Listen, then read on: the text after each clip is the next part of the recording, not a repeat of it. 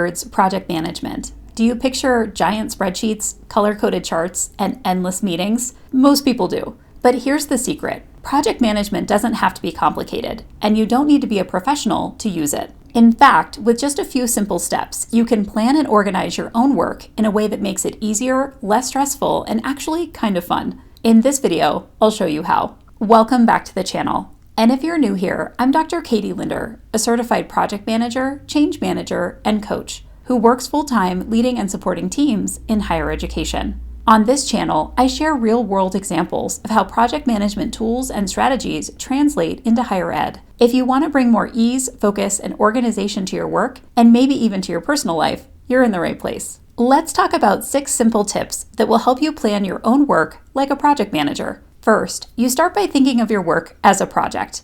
If you've got a complex task, even if it's just for yourself, treat it like a project. That means it has a clear goal, a deadline, and a plan to get from start to finish. This could be anything from drafting a conference presentation, to organizing your office, to creating a meal plan. Second, break it down into manageable pieces. In project management, we call this decomposing the work. Basically, you take a big project and break it into smaller bite-sized tasks. For any project on your plate, this will help you see progress sooner, and it keeps you from feeling overwhelmed. Third, map out your timeline. Even personal projects benefit from deadlines. Instead of a vague, I'll get to it eventually, decide when you want to finish and work backward to figure out your timeline. And here's a pro tip. Build in buffer time for unexpected interruptions, because you know they'll happen. Next, prioritize and sequence your tasks. Figure out what has to happen first, what can happen in parallel, and what depends on something else getting done. This way, you're not wasting time or getting stuck because you missed a step. I recently shared a video on task dependencies that I'll link in the video description in case you want to check it out. You'll also want to choose your tracking system.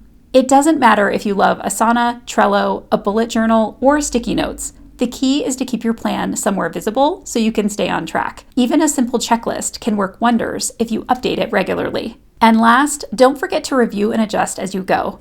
Just like professional projects, personal projects rarely go exactly as planned. Make it a habit to check your progress, shift your approach if needed, and celebrate small wins along the way. Let's walk through a quick example so you can see what this looks like in real life. Say I decide I want to refresh my home office during the next month. Step 1, treat it like a project. My goal is to create a more functional and inspiring workspace in 4 weeks. That's my project definition and deadline. Step 2, break it down.